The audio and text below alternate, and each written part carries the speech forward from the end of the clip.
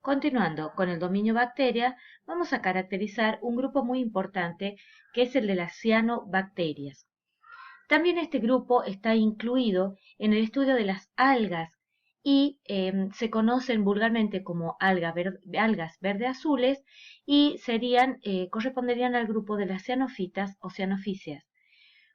Una cianobacteria es una bacteria que puede vivir en el agua o en la tierra y que posee pigmentos fotosintéticos que la hacen capaz de realizar fotosíntesis oxigénica, liberando oxígeno como producto de su metabolismo.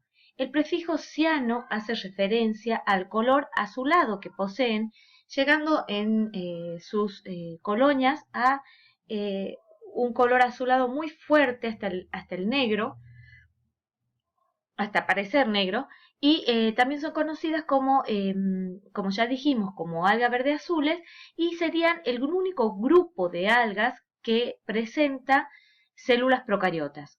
La palabra algas es usada para englobar todos los grupos de microorganismos que tienen actividad fotosintética, pero no es un grupo taxonómico que tenga validez en ese aspecto.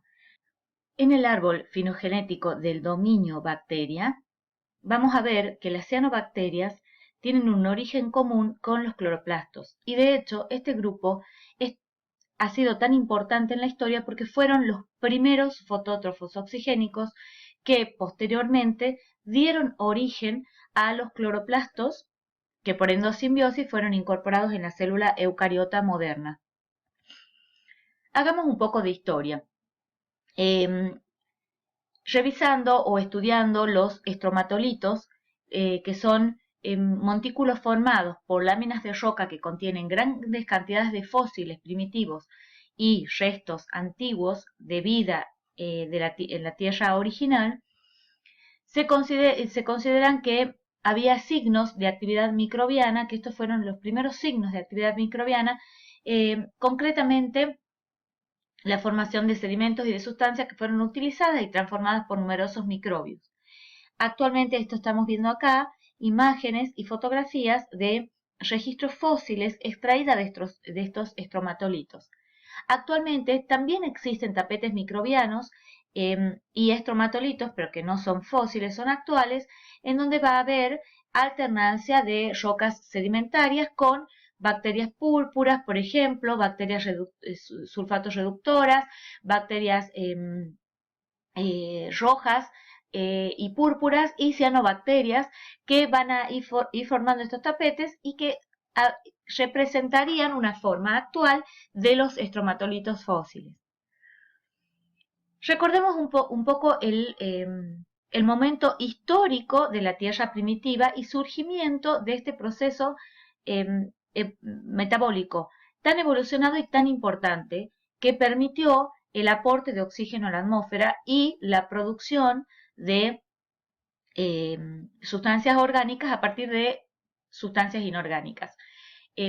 La fotosíntesis surge en un momento histórico donde en la atmósfera todavía no había altos porcentajes de oxígeno, en realidad casi carecían de oxígeno, y una vez que se desarrolló el proceso de fotosíntesis, el oxígeno formado como producto del proceso fue acumulándose en la atmósfera y aumentando gradualmente su porcentaje, pero además permitiendo, digamos, la existencia de otro proceso metabólico complejo que era la respiración aeróbica y que ya mencionamos, que produce ganancias de ATP, las mayores ganancias de ATP, pero además el oxígeno que se fue acumulando formó la capa de ozono. El ozono, recuerden ustedes que es oxígeno 3. La capa de ozono protege hasta la actualidad de la radiación ultravioleta nociva que impediría la vida en la Tierra. Hasta ese momento histórico, toda la vida se desarrollaba en el agua o protegida de la radiación. Y una vez que existió la capa de ozono, la vida se pudo diversificar en distintos hábitats con bastante rapidez, por lo cual resalta la importancia de la presencia del oxígeno en la atmósfera. Por eso es que este grupo es tan importante en la historia de la evolución y además porque, como ya vimos, posteriormente originaron los cloroplastos de la célula eucariota moderna por el proceso de endosimbiosis. Entonces ha sido muy importante en la producción primaria y siguen siendo muy importantes en la producción primaria, es decir, en los primeros eslabones de las cadenas alimentarias de los hábitats donde crecen, y también son destacados por su capacidad de fijar nitrógeno, es decir, de tomar el nitrógeno atmosférico, que como dijimos, el nitrógeno molecular, que es vía atómico, los dos átomos de nitrógeno están unidos por un triple enlace muy fuerte, que solo es un sistema enzimático presente en las cianobacterias y en otros organismos procariotas, pueden romper y de esta manera transformar el nitrógeno gaseoso, que muchos organismos no somos capaces de tomarlo, y llevarlo introducirlo a los ciclos biogeoquímicos para distribuirse en todos los seres vivos. Perdón, lo que estamos viendo acá es una imagen del género Prochlorococcus, en donde vamos a ver que la membrana plasmática se pliega hacia adentro para formar tilacoides, en donde van a estar depositado el pigmento fotosintético. Esto, recuerden ustedes que estas membranas internas presentes en una célula procariota solo pueden estar originadas en la membrana plasmática, ya que las células procariotas carecen de sistema de endomembrana. ¿Qué características generales tiene este grupo? Primero, bueno, van a presentar distintos niveles de organización. Va a haber formas unicelulares, coloniales y filamentosas. Coloniales son reuniones de muchas células que no llegan a tener todas una función común, o sea, no llegan a formar un tejido aún, pero viven juntas y esto está determinado genéticamente. También van a presentar la organización típica de una célula procariota sin sistema de endomembrana, pero puede haber invaginaciones de la membrana plasmática para dar asiento a los pigmentos fotosintéticos, ya que estos microorganismos, como ya dijimos, la importancia que tienen es que son fotosintéticos. Entonces van a tener clorofila A y también asociados a la clorofila A van a tener ficobilinas en ficobilisomas. Los ficobilisomas, soma es cuerpo, son cuerpos justamente proteicos para contener o almacenar los pigmentos o asociados a los pigmentos. También pueden tener carotenoides, y todos estos pigmentos accesorios a la clorofila van a ser diferentes del resto de las algas eucariotas. Las sustancias de reserva que van a producir y van a almacenar estas cianobacterias es el almidón de las cianofisias o cianoficina. Pueden producir metabolitos secundarios como cianotoxina, que son muy importantes, y ya vamos a ver un poco más adelante. Se reproducen como todos los procariotas por fisión binaria y presentan tamaños muy pequeños, hasta en algunos casos milímetros, pero es porque recuerden ustedes que puede haber asociación de células, como es el caso de las formas coloniales o filamentosas. El hábito que presenta, es decir, el lugar donde viven, puede ser planctónico, bentónico o perifítico.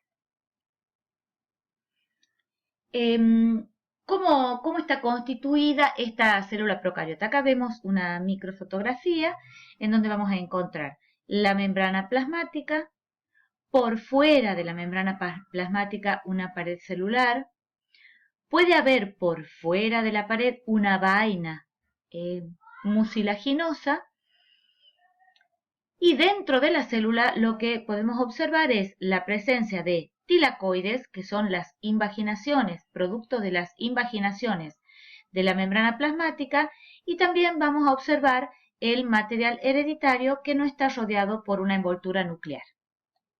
También se pueden ver ciertas inclusiones para almacenar distintas sustancias en el citoplasma. Entonces, podemos dividir el citoplasma en dos zonas. Una es el centroplasma, que es la zona central, que es incolora y que va a tener el material hereditario, y la otra región, que es periférica, se llama cromatoplasma porque presenta, cromato viene de pigmento, los pigmentos responsables de la realización de la fotosíntesis, que son la clorofila A y los pigmentos accesorios, que son carotenoides, ficocianina azul y ficoeritrina roja, y están ubicadas en las invaginaciones de la membrana plasmática que forman los tilacoides.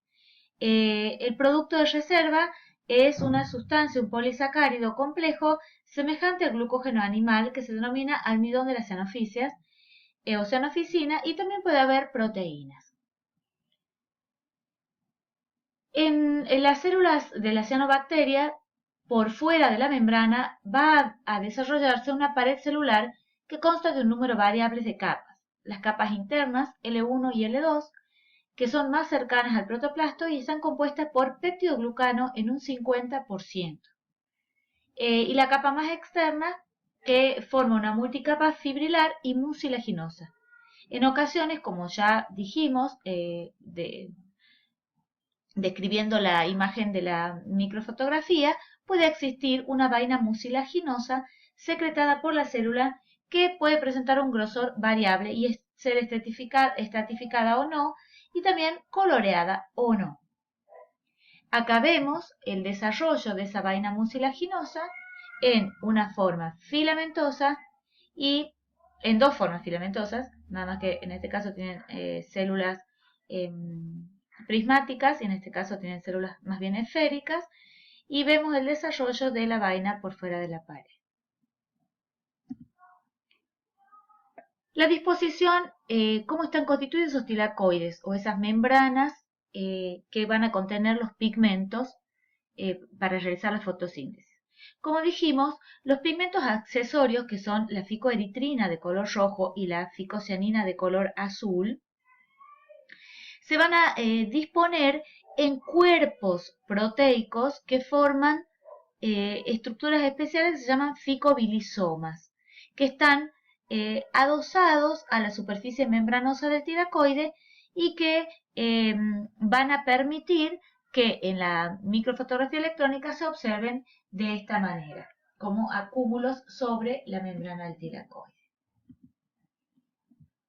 Esto es simplemente para que ustedes tengan una idea de que la clorofila capta pigmentos de luz a una determinada longitud de onda, mientras que los pigmentos anexos, la ficoeritrina y la ficocianina, captan longitudes de onda en distinto nivel del espectro. Esto hace que las cianobacterias que viven en los ambientes acuáticos, por ejemplo, puedan captar en mayor longitud de ondas y hacer más eficiente el proceso fotosintético.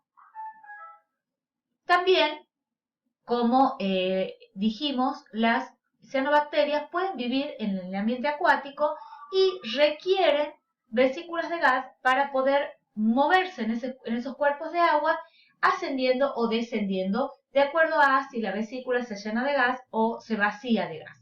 Estas vesículas de gas tienen envoltura proteica, que es característica y que está constituida por proteínas que son permeables a los gases, pero impermeables al agua, ya que están ubicadas, por supuesto, en número variable en el interior del citoplasma, que recordemos tiene un alto porcentaje de agua.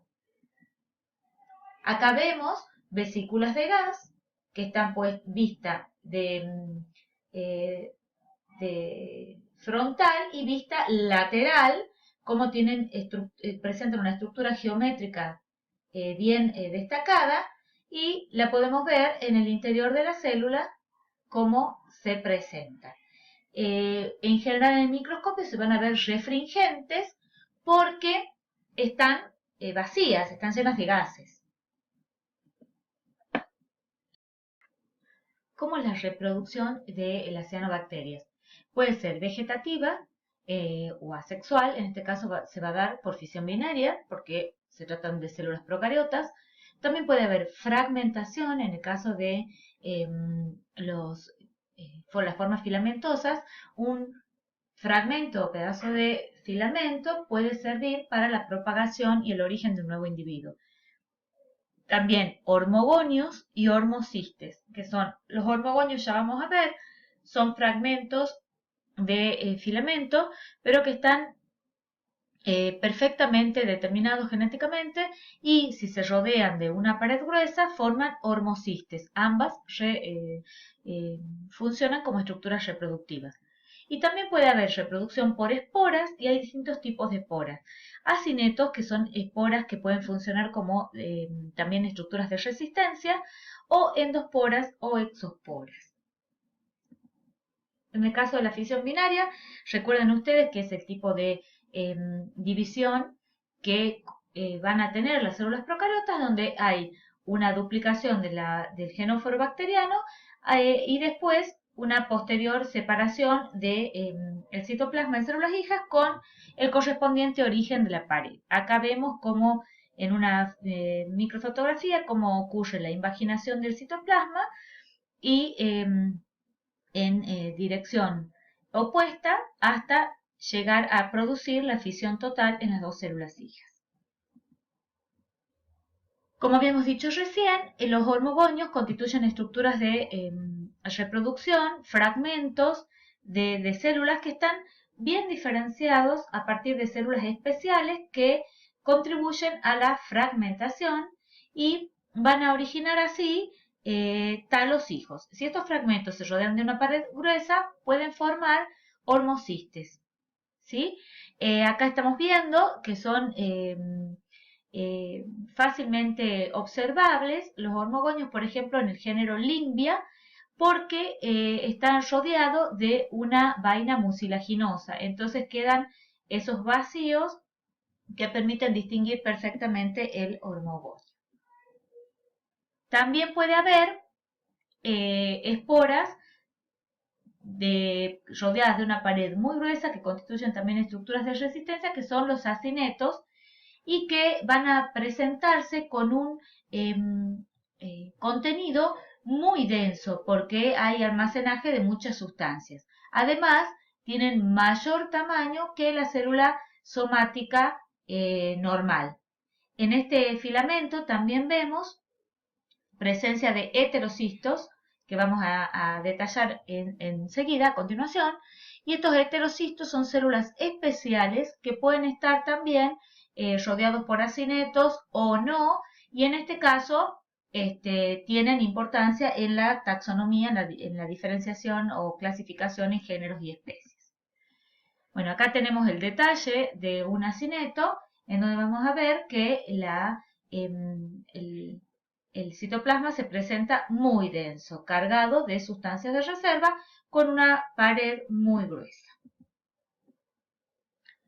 En el caso del heterocisto, vamos a tener una situación opuesta. Las células en realidad se ven como refringentes al microscopio, como vacías de contenido, tienen pared muy gruesa y van a presentar estas estructuras en el contacto de célula a célula que se llaman nodos polares. El heterociste es la célula encargada de contener el sistema de la nitrogenasa, que es el sistema enzimático que permite la fijación del nitrógeno atmosférico.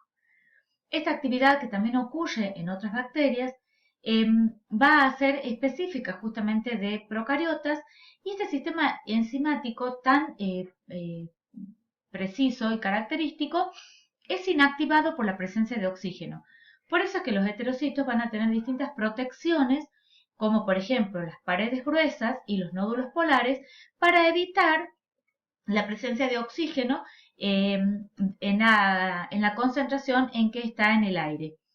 Pero al mismo tiempo, los heterocitos necesitan la presencia de, para funcionar, la energía, recibir el ATP. Entonces, por esta razón, tienen uniones protegidas con las células anexas, digamos las células somáticas normales, que van a producir a través de la fotosíntesis, van a producir todos los nutrientes que se necesitan y van a poder transferir y nutrir y mantener al heterocisto que está cumpliendo con la función específica de la fijación del nitrógeno.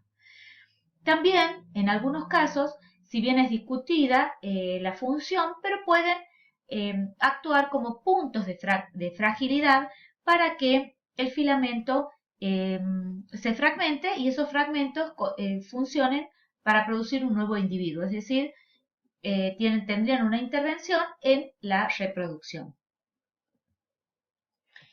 Acá vemos en un esquema cómo las células vegetativas o las células somáticas producen fotosíntesis y van a nutrir al heterocisto, que tiene una estructura particular y que va a presentar en las conexiones con las células vecinas una restricción o protección a la entrada de oxígeno.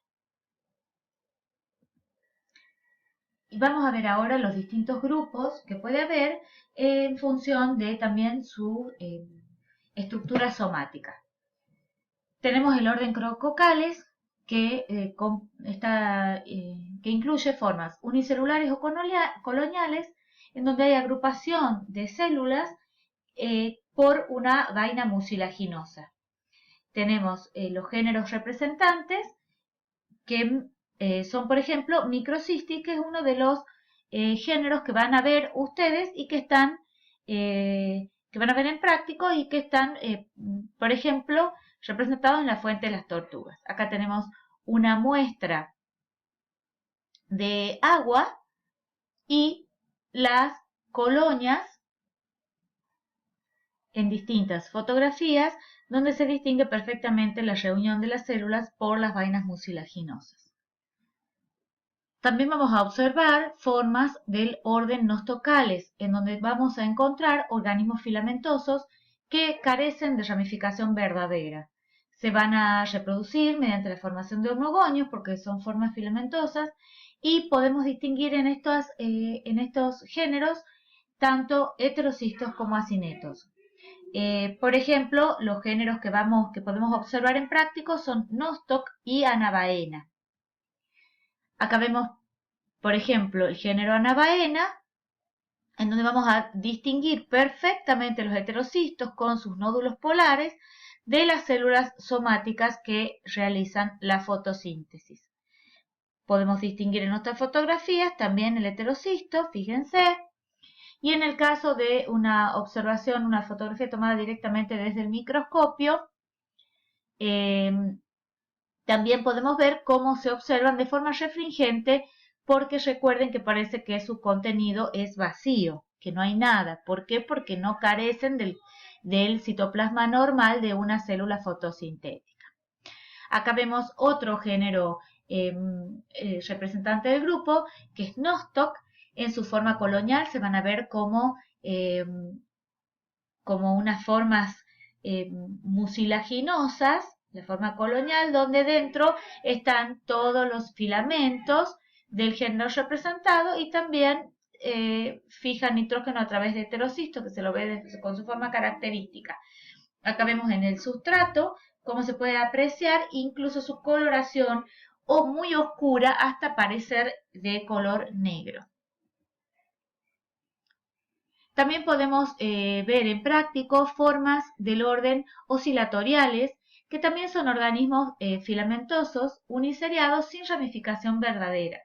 Y viven habitualmente en suelo.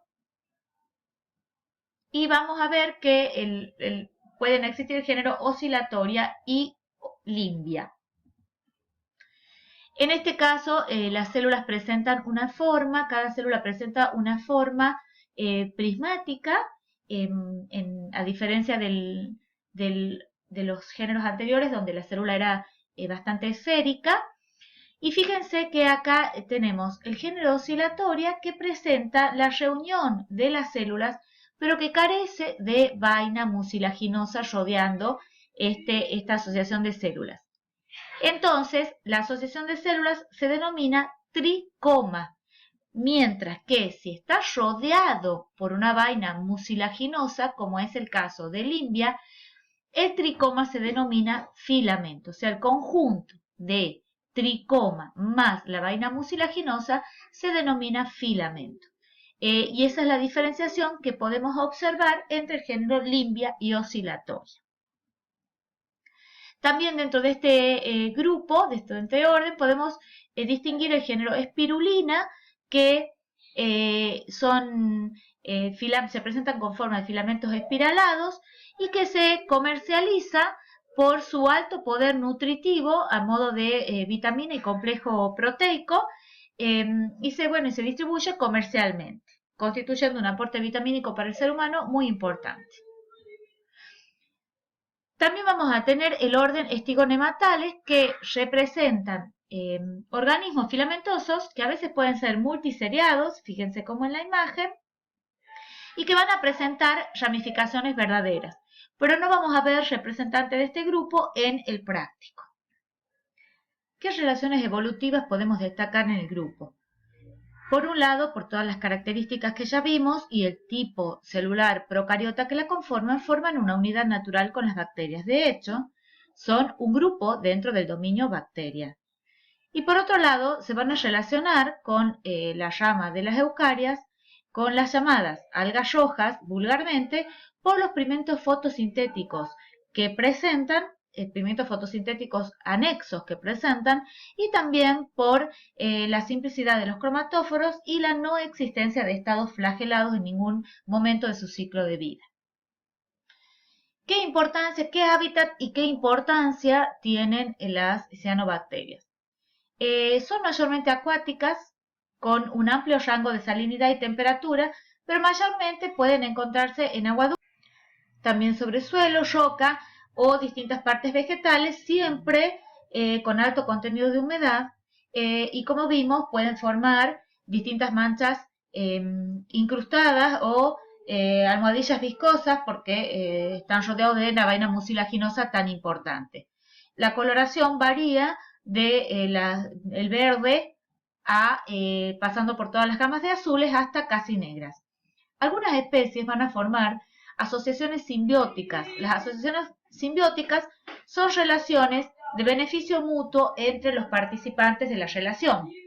Por ejemplo, con raíces de plantas vasculares, como pertenecientes a las briofitas o musgos, a las cicas y a los helechos, como por ejemplo Azola, que es un helecho acuático y que tiene una cámara especial formada en las hojas que permiten albergar cianobacterias, por ejemplo, del género Anabaena, para la fijación de nitrógeno. Este helecho acuático puede cultivarse o estar presente en el cultivo de arroz y junto con y en asociación simbiótica con anabaena proveer de nitrógeno al agua de cultivo, o sea que actuarían como un fertilizante natural. También pueden asociarse con distintos hongos para formar organismos especiales que son los líquenes. Los líquenes son asociaciones simbióticas entre un hongo y una alga. Por supuesto que intervienen como parte del plancton, constituyendo, como ya dijimos, el primer eslabón de la cadena alimenticia en todos los ambientes donde están presentes. También pueden contribuir a la formación de arrecifes coralinos, segregando carbonatos de calcio y de magnesio. Pueden participar, como ya dijimos, como fijadores de nitrógenos libres o asociados a otro organismo vivo, actuando como fertilizantes o contribuyendo a la formación del suelo en zonas tropicales, y también participan en la oxigenación del suelo. Y pueden ser utilizados como complementos proteicos, formando parte de la industria farmacéutica de importancia para el hombre.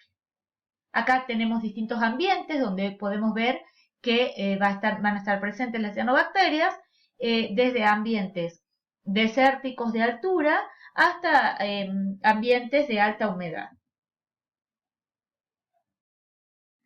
En algunas épocas del año, cuando las condiciones son favorables, sobre la capa superficial de distintos cuerpos de agua pueden observarse por ejemplo, formaciones que tienen el aspecto de flores en el agua y que se denominan blooms en inglés o floraciones y consisten en el aumento brusco del número de individuos en la población. Esto puede ocurrir, por ejemplo, en el género Microcystis, que libera toxinas al medio y puede causar la muerte de los peces. Y también hay otras especies que viven en aguas termales y que van a soportar hasta 80 grados centígrados de temperatura en desiertos o en lugares helados, como ya vimos, y que si las condiciones son favorables van a observarse en amplio desarrollo de la población. También pueden ser utilizados como indicadores biológicos de contaminación, porque varios de estas floraciones o blooms pueden presentarse cuando hay aumento de ciertas sustancias contaminantes en el agua. En este esquema se pueden observar las condiciones ideales para que se produzcan estas floraciones y que son tenidas en cuenta por los científicos para justamente controlar o utilizar estas floraciones para estudios de distintos tipos. Y por supuesto, en contraposición, las condiciones que no favorecerían a la aparición de los blooms. Está bien documentado que las cianobacterias, gracias a un metabolismo secundario activo, son capaces de sintetizar un gran número de compuestos orgánicos que varían desde los antibióticos, antivirales, antitumorales, así como también compuestos como la geosmina, que es el compuesto que se caracteriza por tener el olor a tierra mojada. Cuando comienza a llover, ese olor que nosotros decimos, es olor a tierra mojada, es la geosmina y que produce en el agua un sabor desagradable. O sea, cuando el agua no está bien potabilizada y está contaminada con suelo, podemos ver que, y con suelo por supuesto que contiene estos microorganismos, podemos encontrar un sabor desagradable. También, si detectando presencia de geosmina, puede haber también toxinas responsables de distintos mortandad de vertebrados. Los géneros que producen toxinas son, por ejemplo, Anabaena, Microcystis, Nodularia, y cuando producen floraciones anormales en ciertos lagos o aguas de baja salinidad, pueden contribuir a la aparición de contaminación o contaminantes en el agua, con incrementos de aporte de fósforo o disminución de la relación nitrógeno-fósforo. También se pueden producir floraciones de estas especies. Acá tenemos algunos géneros de cianobacterias en donde se ha encontrado producción de toxinas que causan distinto nivel de gravedad en distintos grupos vertebrados, como peces y anfibios, y también en el hombre.